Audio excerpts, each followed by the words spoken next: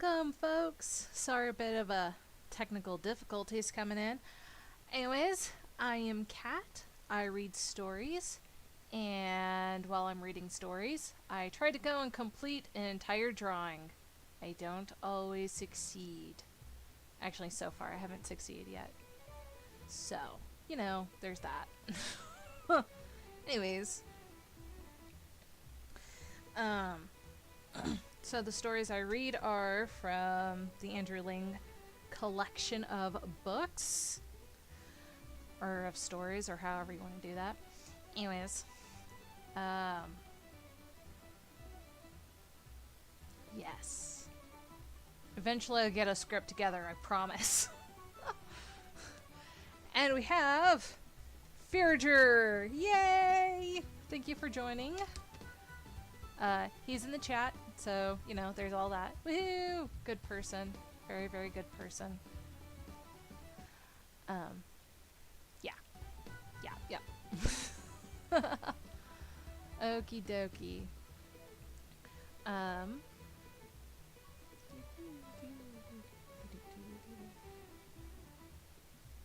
So I am, again, to let you know what I'm using, I have Sketchbook Pro up here, but you can get the Sketchbook app for free. You can download it on any device you have, I think. I don't have most of the iOS, so I can't confirm that. And for my tablet, I am also using a Huon HS610 tablet. It is a nice little cheap tablet. They have an excellent quality that you can even get for cheaper. I'm also using PureRef, which is my little thing over here for my reference images, and will begin soon. In about 5 seconds or something. Anyways, stories begin. I'll get it eventually. The Yellow Fairy Book, edited by Andrew Lang, from the 2019 collection of Project Gutenberg. Story 6, The Iron Stove. Once upon a time, when wishes came true, there was a king's son who was enchanted by an old witch, so that he was obliged to sit in a large iron stove in a wood. There he lived for many years, and no one could free him. At last a king's daughter came into the wood. She had lost her way and could not find her father's kingdom again. She had been wandering around and around for 9 days, and she came at last to the iron case. A voice from within asked her, "Where do you come from, and where do you want to go?" She answered, "I have lost my way to my father's kingdom, and I shall never get home again." Then the voice from the iron stove said, "I will help you find a way to your home, and that in a very short time, if you will promise to do what I ask. I am a greater prince than you are a princess, and I will marry you." Then she grew frightened and thought, "What can a young lassie do with an iron stove?" But as she wanted very much to go home to her father, she promised she would do what he said. He said, "You must come again and bring a knife with you to scrape a hole in the iron." Then he gave her someone for a guide, who walked near her and said nothing, but he brought her in 2 hours to her house. There was great joy in the castle, and the princess came back. And the old king fell on her neck and kissed her. But she was very much troubled and said to her father, "Dear father, listen to what has befallen me. I should never have come home again out of the great wild wood if I had not come to an iron stove, to whom I have been promised to that I will go back to free him and marry him." The old king was so frightened that he nearly fainted, for she was his only daughter. So they consulted together and determined that the miller's daughter, who was very beautiful, should take his place. They took her there, gave her a knife, and said she must scrape the iron stove. She scraped for 24 hours, but did not make the least impression. When the day broke, a voice called from the iron stove. It seems to me that it is day outside. Then she answered, It seems so to me. I think I hear my father's mill rattling. So you are a miller's daughter. Then go away at once and tell the king's daughter to come to me. Then she went away and told the old king that the thing inside the iron stove would not have her, but wanted the princess. The old king was frightened, and his daughter wept. But they had a swineherd's daughter, who was even more beautiful than the miller's daughter, and they gave her a piece of gold to go to the iron stove instead of the princess. Then she was taken out and had to scrape. For 24 hours. But she could make no impression. As soon as the day broke, the voice from the stove called out, It seems to be daylight outside. Then she answered, Seems to me too. I think I can hear my father blowing his horn. So you are a swineherd's daughter. Go away at once and let the king's daughter come. And say to her that what I foretell shall come to pass. And if she does not come, everything in the kingdom shall fall into ruin, and not one stone shall be left upon another. When the princess heard this, she began to cry. But it was no good. She had to keep her word. She took leave of her father, put a knife in her belt, and went to the iron stove in the wood. As soon as she reached it, she began to scrape, and the iron stove gave way. And before 2 hours had passed, she had made a little hole. Then she peeped in and saw a beautiful youth, all shining with gold and precious stones, that she fell in love with him on the spot. So she scraped away harder than ever and made the hole so large that he could get out. And then he said, You are mine, and I am thine. You are my bride, and have set me free. He wanted to take her with him to his kingdom, but she begged him to let her go once more to her father, and the prince let her go, but told her to say no more than 3 words to her father, then to come back. So she went home, but alas, she said more than 3 words. And immediately the ironstone vanished and went away over a mountain of glass and sharp woods. But the prince was free and was no longer shut up in it. Then she said goodbye to her father and took a little money with her and went again into the great wood to look for the iron stove. But she could not find it. She sought it for 9 days, and then her hunger became so great that she did not know how she could live any longer. And when it was evening, she climbed a little tree and wished that the night would not come, because she was afraid of the wild beasts. When midnight came, she saw afar off a little light and thought, if only I could reach that. Then she got down from the tree and went towards the light. She came to a little old house with a great deal of grass growing around, and stood in front of a little heap of wood. She thought, Alas, what am I coming to? And peeped through the window, but she saw nothing, and the old toad gave her 3 things out of the huge chest to take with her. But when she saw nothing inside except big and little toads, and a table beautifully spread with roast meats and wine, and all the dishes and all drinking cups were of silver, then she took heart and knocked. Then the fat toad called out, Little toad with a leg like a crook, open wide the door and look. Ooh, it was the latch that shook. And a little toad came forward and let her in. When she entered, they all bid her welcome and made her sit down. They asked her how she came there and what she wanted. Then she told everything that had happened to her, and how, because she had exceeded her permissions only to speak 3 words, the stove had disappeared with the prince. And now she searched a very long time and must wander over mountain and valley till she found him. Then the old toad said, "Little green toad, whose leg doth twist, go to the corner of which you wist, and bring to me the large old kist." And then the little toad went and brought out a great chest. Then they gave her food and drink and led her to a beautifully made bed of silk and samite, on which she lay down and slept soundly. When the day dawned, she arose, and the old toad gave her 3 things out of the huge chest to take with her.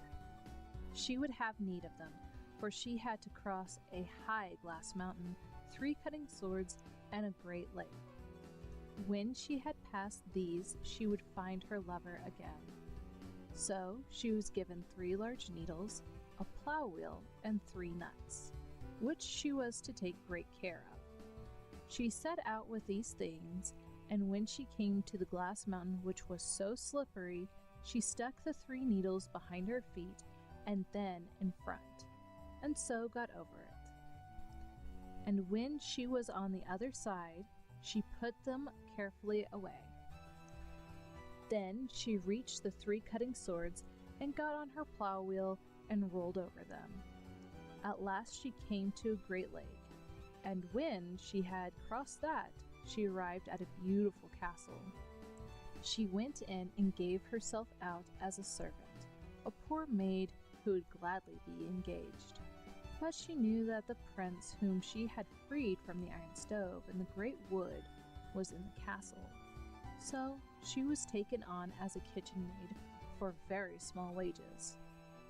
Now the prince was about to marry another princess, for he thought she had died long ago. In the evening, when she had washed up and was ready, she felt in her pocket and found the 3 nuts, which the old toad had given her. She cracked one and was about to eat the kernel when, behold, there was a beautiful royal dress inside it.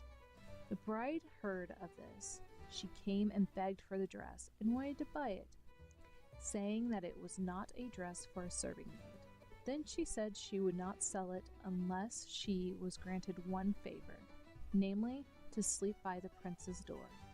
The bride granted her this, because the dress was so beautiful and she had so few like it. When it was evening, she said to her bridegroom, "That stupid maid wants to sleep by your door." "If you are contented, I am," he said. But she gave him a glass of wine, in which she had poured a sleeping draught. Then they both went to his room, but he slept so soundly that she could not wake him. The maid wept all night long and said, "I have freed you in the wild wood out of the iron stove. I have sought you, and have crossed a glassy mountain, 3 sharp swords, and a great lake before I found you, and you will not hear me now?" The servants outside heard how she cried the whole night, and they told their master in the morning. When she had washed up the next evening, she bit the 2nd nut, and there was still more beautiful dress inside. When the bride saw it, she wanted to buy it also, but the maid did not want money, and asked that she should sleep again by the prince's door. The bride, however, gave him a sleeping draught, and he slept so soundly that he heard nothing.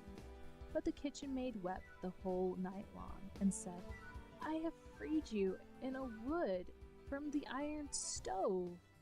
I sought you and have crossed a glassy mountain, 3 sharp swords, a great lake to find you, and now you will not hear me." The servants outside heard how she cried the whole night, and in the morning they told their master.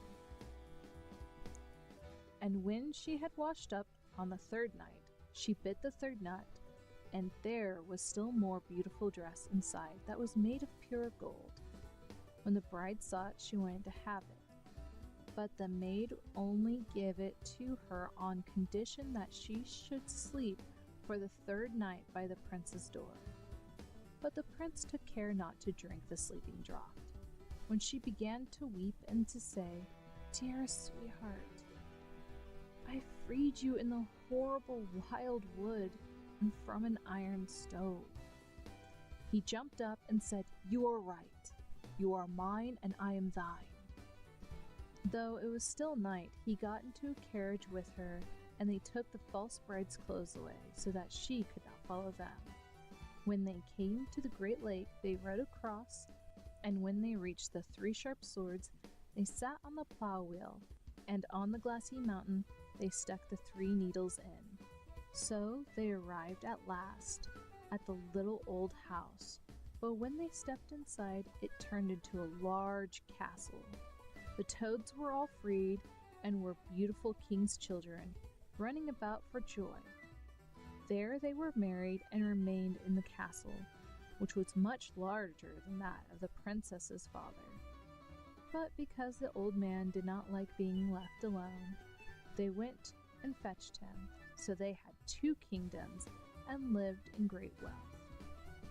A mouse has run. My story is done.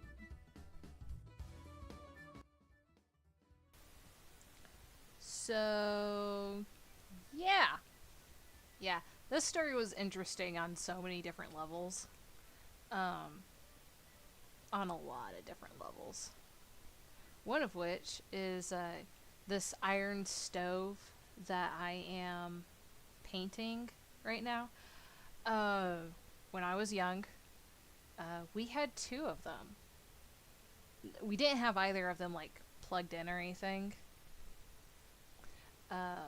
Like they weren't used or functioning. They could have functioned if we had put in a flume and everything,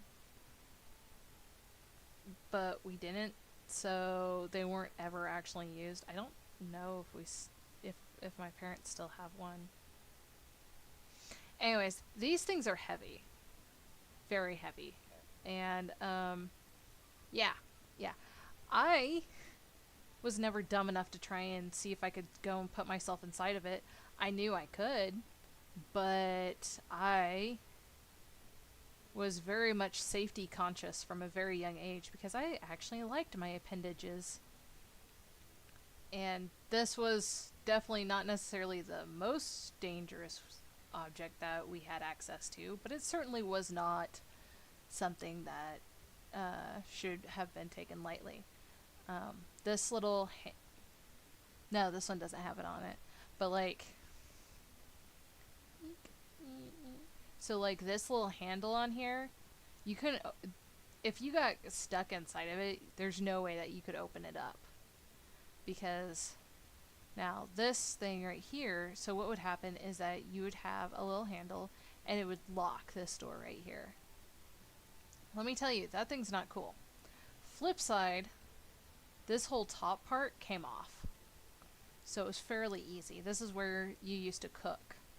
This was actually not just a heater, but a actual like real stove where you would cook and everything. So, yeah. And did I mention it was heavy? It was heavy. It was a very heavy piece of equipment. It was cool to have, or cool to know about, but it was very, very heavy. And it's good for like a little playhouse or something. Just seriously make sure that your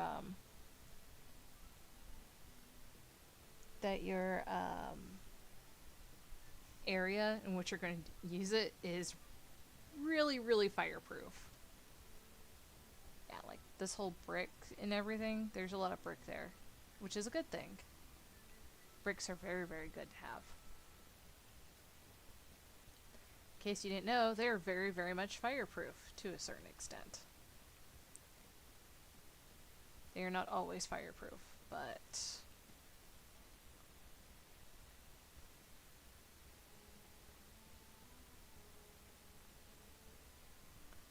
they are extremely useful.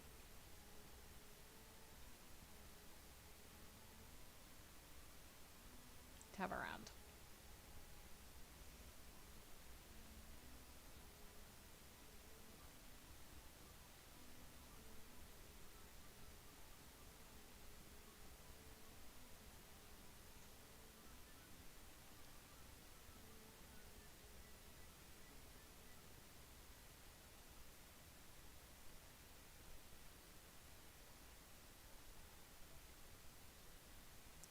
because this is a stove that the prince is trapped in, I'm not going to give it a flume. These things were not exactly airtight, because you need air in order to make sure that the fire didn't go out. And really the only way to make sure that the fire didn't go out was to, one, provide lots and lots of fuel, but also, like, up here is definitely not airtight. And this door, while it was tighter than up here, because, you know, you had stacks of wood against it, the door is where you would go and put the wood at. Clearly. But it was tight, but it wasn't airtight. So you could still theoretically breathe out of it. Just wasn't an overall it wouldn't have been an overall pleasant experience.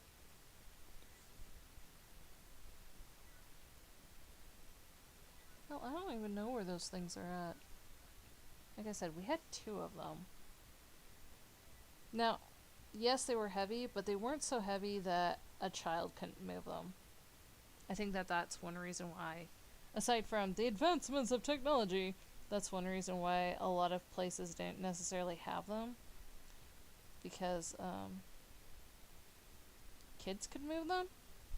Like, I was in elementary school and I was moving these around. Now, granted, I could only waddle them across different surfaces, but and no, my parents did not like me going and moving them. It was not an approved activity for a kid. So, it was definitely not one of those things.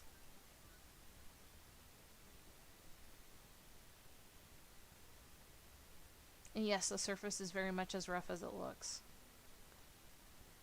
No, you could waddle if you had well, like I said, we had 2 different versions, and both of them I could move when I was younger. Now, granted, when I was in elementary, it wasn't like I was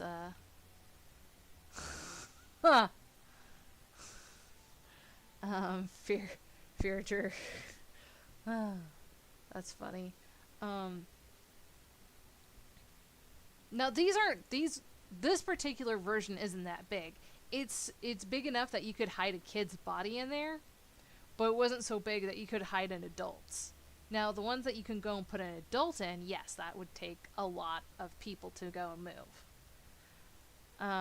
There's some versions that you could only hide like a toddler or baby in. I know, it's a weird measurement. 700 pounds. Yeah, that would be like one that you could go and hide an adult body into. I think this was only like a couple 100 pounds, like 150 maybe.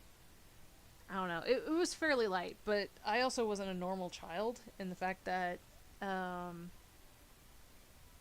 every day after school, or at least once to 3 times a week after school, we would go and chop wood for the winter. Yes, we did have a wood stove to go and heat up the house. There are some very nice ones out there, by the way.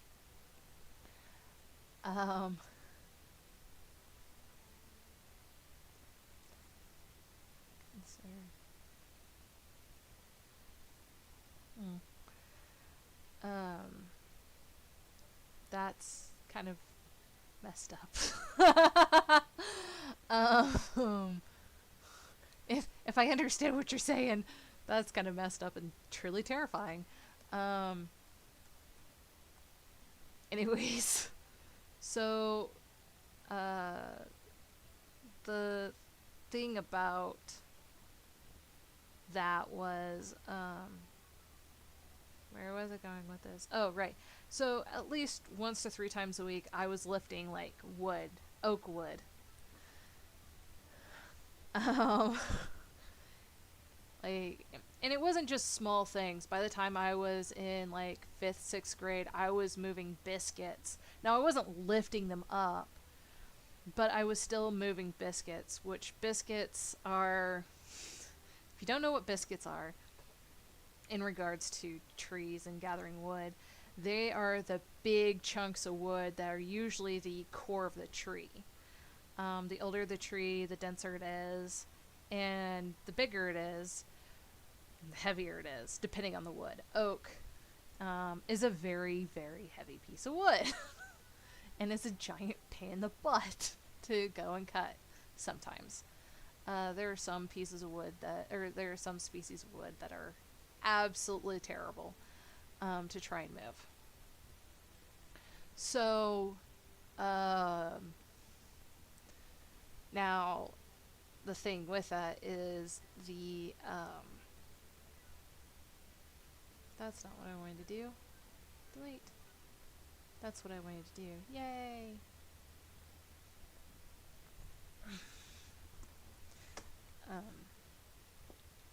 So, but the biscuits I was lifting were the core or the main branches, you know, still like wider than my chest. Still wasn't lifting them. Most of them were wider than my chest.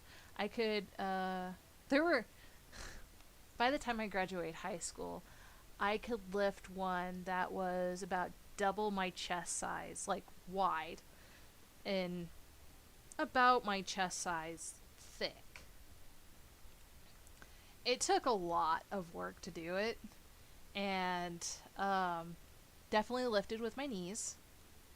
When they say go and lift with your knees, there's a reason for it. So I lifted with my knees, and there was it made life a lot easier.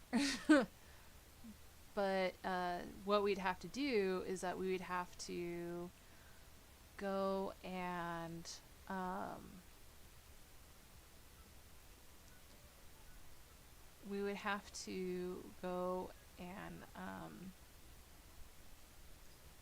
split them.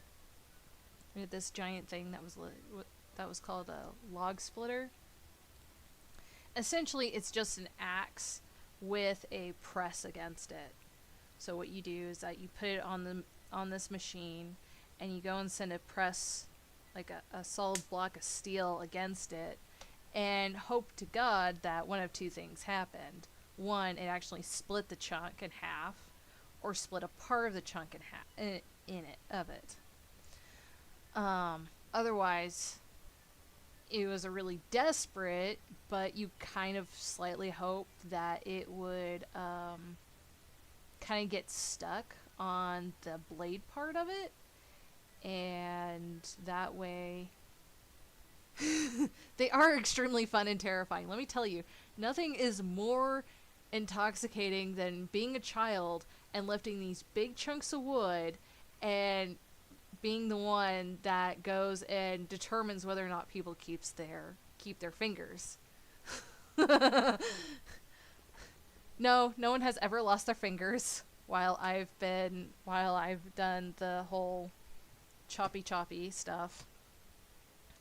I am, like I said, I am ultra paranoid about that because I personally do not like self-injury.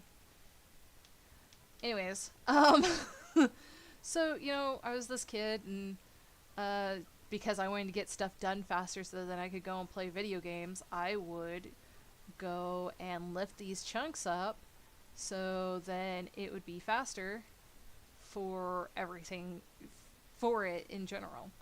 And in regards to that, I ended up lifting, God, I don't know how much I would lift, but we would be out there for like 1 or 2 hours each time we went.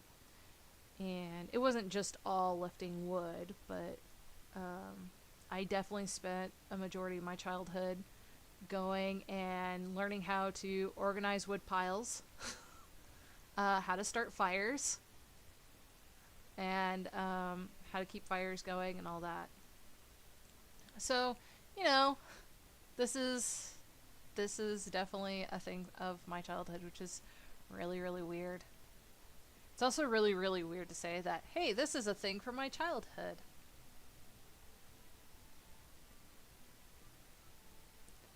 There we go.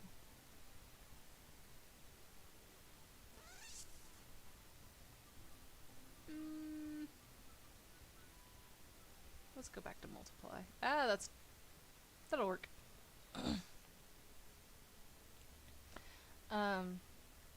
So it was just one of those weird little things that was a part of my childhood, but it wasn't like, yeah, I definitely learned a lot about dealing with fires and things like that. Like, I have absolutely no problems dealing with a fire. Fires are not that scary, and I think it's dumb that a lot of people can't go and start a fire. With or without matches, let me tell you, whenever you're a kid, it makes sense.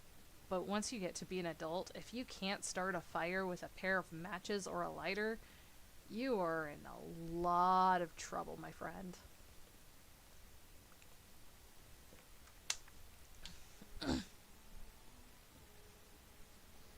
Hey, probably, let's see, what was I watching? A few weeks ago, or maybe it was a couple months ago, I was watching The Tracker. I don't know if it's still even on TV.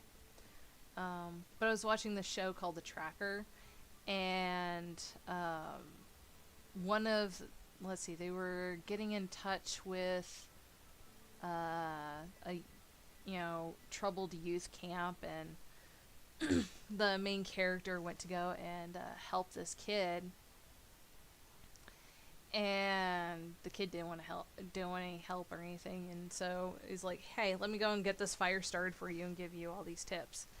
And he stacked the wood in a square, kind of like a log cabin. So then you can, or if you watch anime, you know how they do the pyres and everything. Like, that's the proper way to do it. And then you just go and shove, like, junk in there. And, it can be junk, or it can be,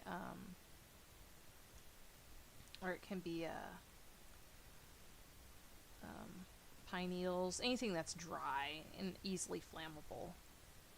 That's where you want to go. Shove it is in between, because all that wood, all that air and all that wood's going to turn it into a chimney, and that's what you want. You want it to be protected from the wind, and you want lots and lots of oxygen going through there. Anyways, so yeah, that was my youth, and it was different. It was definitely a different thing altogether.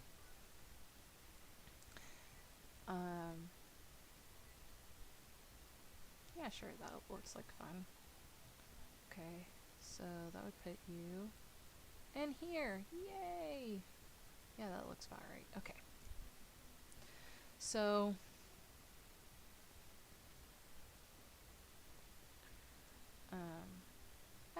that's the wrong thing.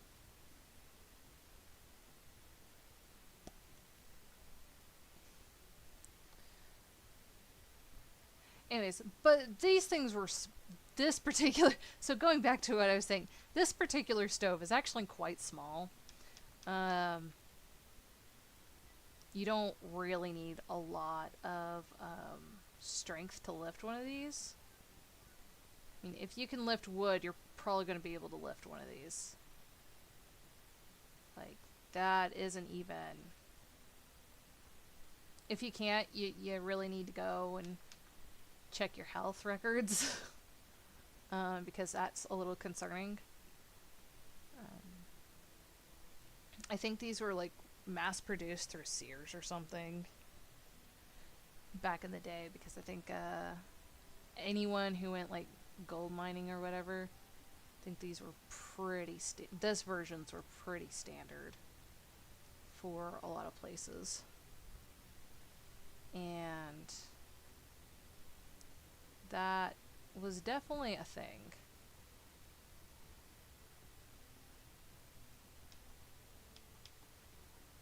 Um,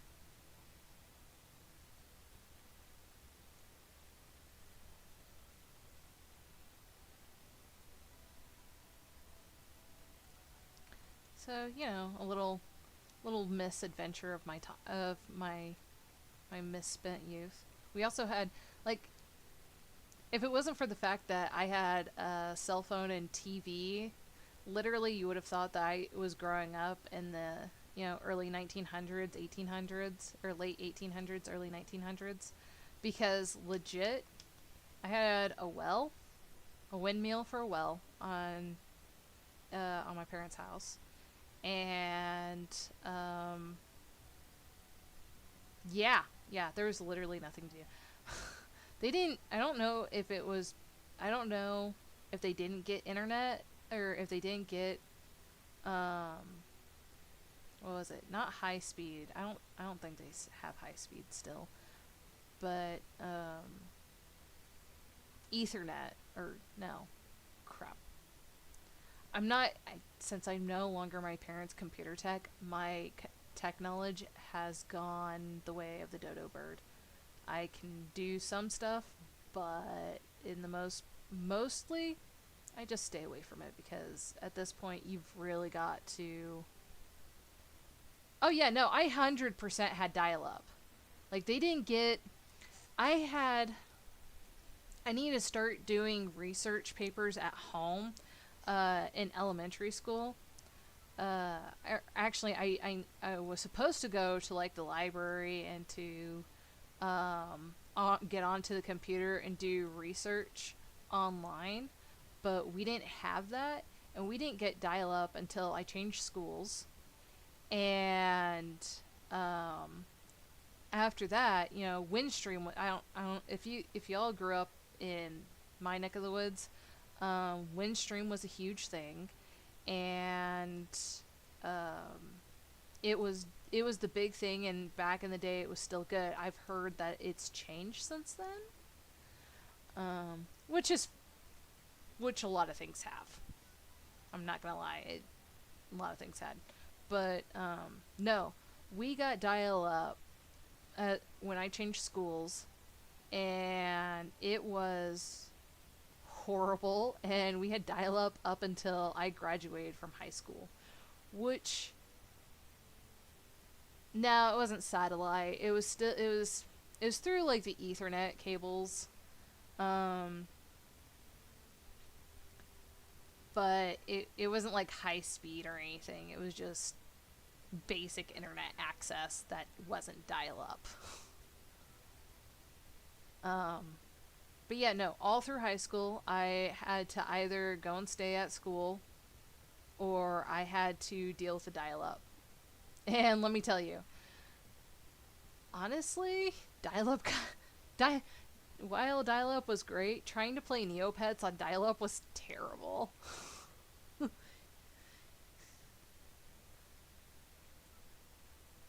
Nice. Yeah, I don't think I've ever actually had. Ooh, that's a little too dark. I don't think actually have ever had satellite anywhere. So that was definitely some different things there.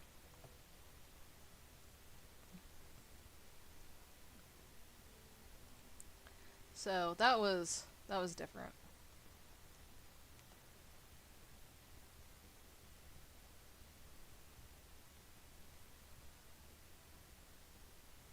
Ah,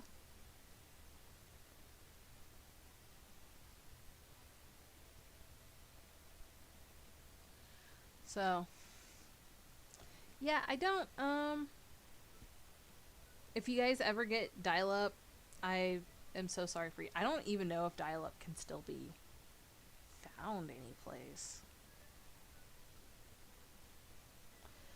If anyone is still working off dial up, I am so sorry.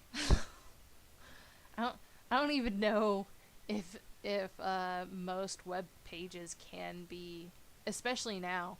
Um, when Google did their recent upgrade, they I still have like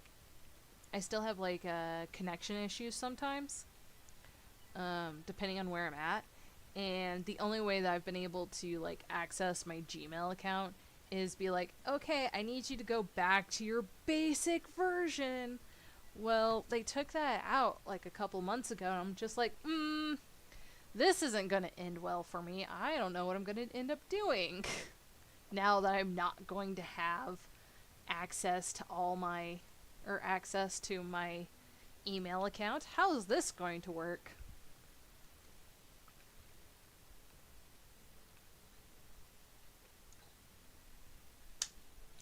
So, yeah, I don't know what Google's thinking, because they like one of their main branch, or one of their like main like test sites is up in KC, or used to be up in KC. I don't know if they're still doing it. But I'll definitely say this. If you're up in KC, I keep doing that. If you're up in KC and or if you're a nice big internet company and you've got a place up in KC and you don't Oh my god, dial-up still exists. Thank you, Fearger. That's a horrifying thing. I feel bad for everyone who has dial-up. But you know what? If I wasn't living in an apartment, I would have a phone line. Like, legit, I would have a phone line. Because I would give it to... I'm using the wrong thing. I would give it to... No, I'm not using the wrong thing. I bet it's because of that. Boo. Okay, let's try this again.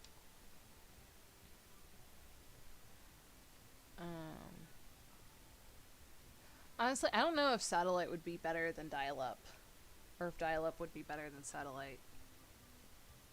At least with dial-up, you have the hard line, and for the most part, that's really, really hard to destroy.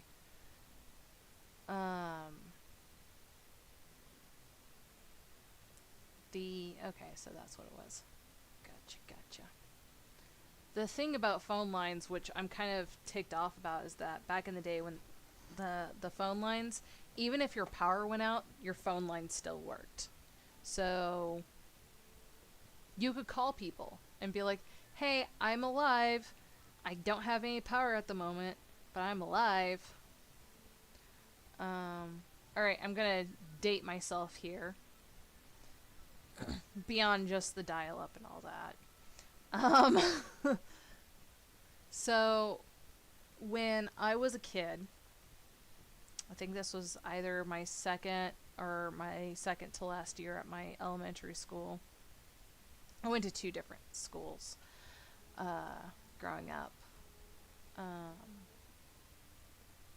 But I think it was either my last year or my second to last year, or it could have not been either of that. There was a massive ice storm that hit the area. Like, it legit wrecked everything.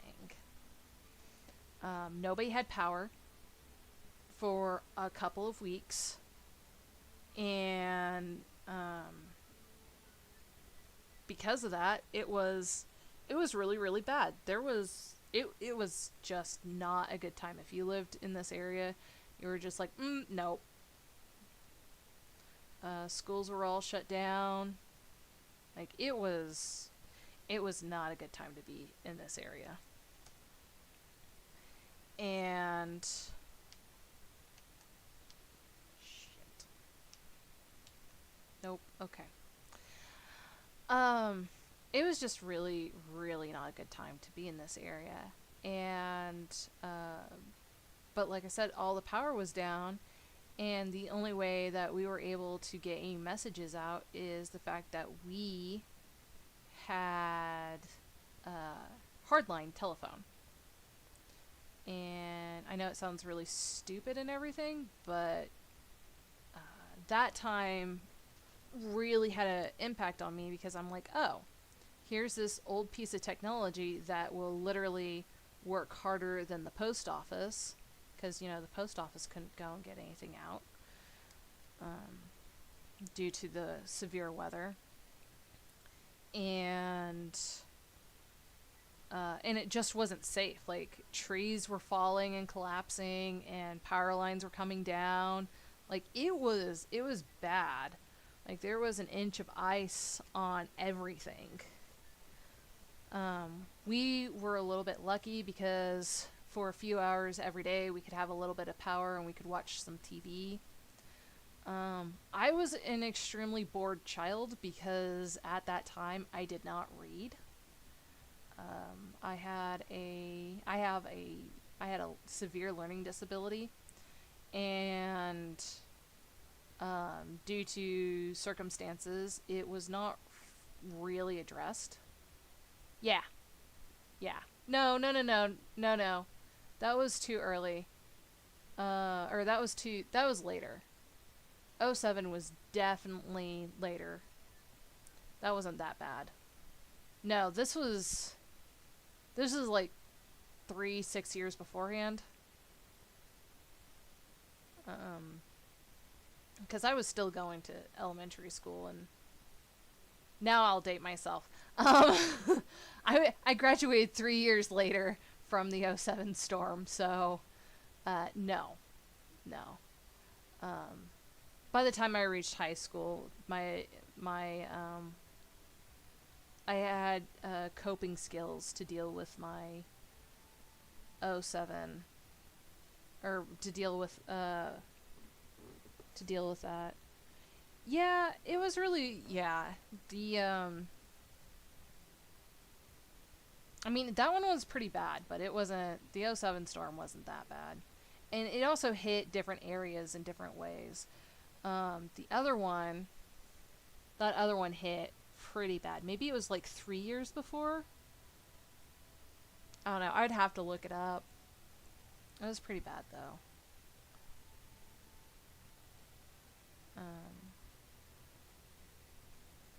Yeah, I don't know. I don't remember which year it was. It might have been the '07, but I was pretty sure that I was still in elementary school when that storm hit. I think it was like 1 or 2 years after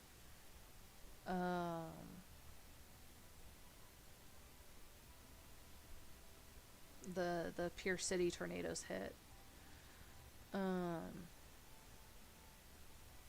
Which, if you don't know that one, that's fine. It's not like the Joplin tornado. Which, everyone should know what the Joplin tornado is if you were in the States for a little while. Yeah, but yeah, the '07 storm did definitely shut everything down for about a week, but it shut down most of the area for about a week. But no, this other storm shut everything down for like almost a month. It was pretty bad. I know that it took about 2 weeks for them to get everything up in my area. It took another month for most of the other places. It was a wreck. I think that was there we go. I think that was really the year. I think that the year after that big ice storm is when I really started noticing the global warming changes. Because we really stopped having snow after that.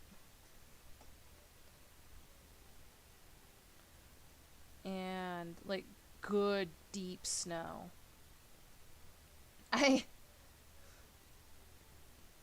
So, when I was a kid, this was before the ice storm, I was real young.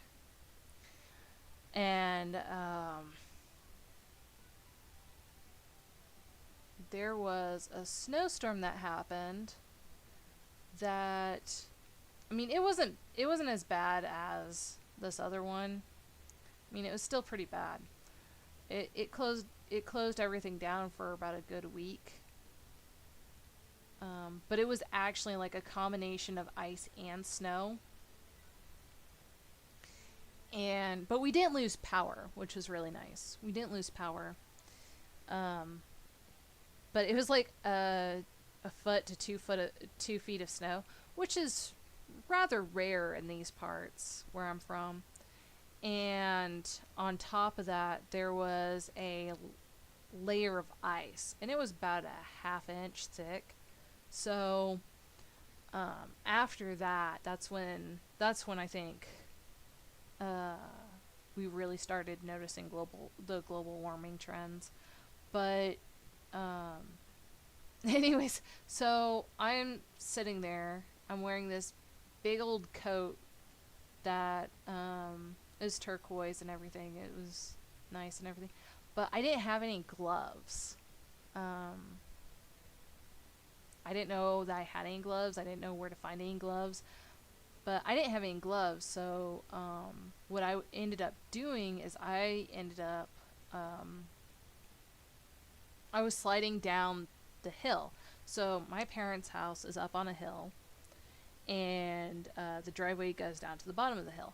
Well, what ended up happening is I was taking this sled and I was sliding down on ice down to the bottom of the hill and coming back up. Well, the right before the snowstorm hit, my brothers were having a party, and it was still snowing, and everyone was leaving as the snowstorm was hitting.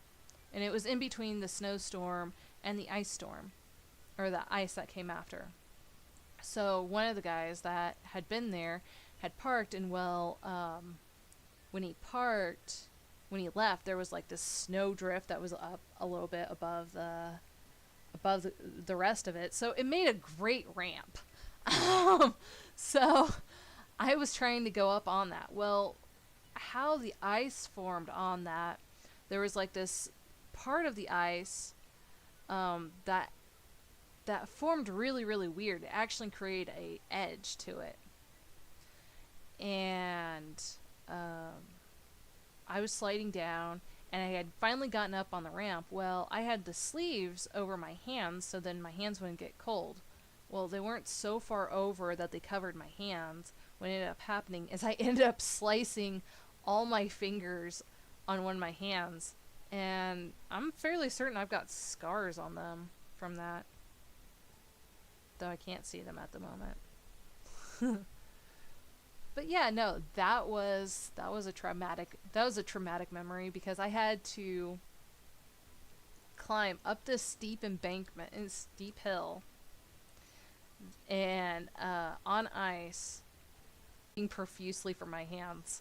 So I wasn't allowed out after that. 'Cause yeah, that hurt. So yeah, that's one of those things. That is a terribly drawn line.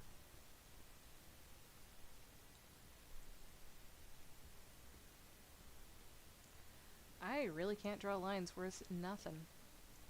Anyways, so yeah, that was wonderful memory from my childhood. What about yours? Anyone got a story from their childhood about ice and snow, or having an accident while having fun? Like, oh my gosh. You know, when we're kids, we don't think about a lot of things. I'll definitely say that growing up on a farm made you aware of a lot of threats. Like, even though I was sledding down this hill, I made sure, and it was trying to go for this little ramp, about 20 to 30 feet after the ramp, there was this like little oh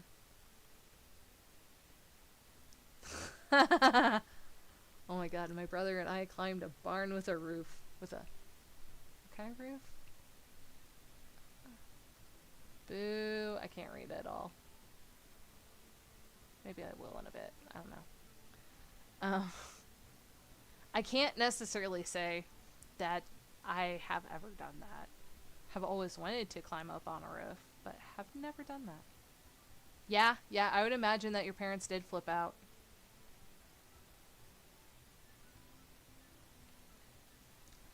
Um, but yeah, no, like, like 20 feet after where that little ramp was, there was it was a combination barbed wire fence and a, pig panel fence. So I had to make sure that I stopped before I hit that. And that was my primary concern. Not the ice that was going to cut my hand. I knew it was a concern, but it wasn't that big of a concern. But no, I could. Oh, tin roof. There it is. Yeah, tin roof. Those things get hot. Tin roofs get hot. If you end up with a metal roof on your house, insulation. There we go. Insulation is your best friend. That is terrible. I'm going to erase all that and ignore its existence. Yes, they can. Oh. Okay, I'll go a little bit about that. To continue on the adventures of my childhood. My parents went and re-roofed their house, and they did it with metal roofing, and it looks nice. It's held up quite well. But yes, I was the one that they plopped on the metal sheets to go and provide weight, so then they could go and cut it, and yeah, they get sharp. I stayed away from the edges as much as I could. That doesn't mean I didn't get cut on the scraps. Okay, folks, I think that that's more than enough of my childhood. Feel free to go and post anything about your childhood adventures, and I will gladly read them. And I hope that y'all had a good time. Eventually, I promise I will get a drawing done. I think this is the furthest I've come so far. And, yeah. And I promise that I will eventually, or I promise that I will end up getting drawings done and posted before the end of the month. Alrighty, folks. I hope that y'all have a good night, and I will see you on Saturday. I'm changing up my schedule a bit. Trying to do it every day of the week, starting out, is a little much, and I bit off more than I could chew. I'm sorry. So, I will be reducing my postings to 3 times a week. Tuesday, Thursday, and Saturdays. 2 days of drawing, 1 day of gaming. So, I will see you on Saturday. I will probably be playing Neverwinter Nights. Maybe?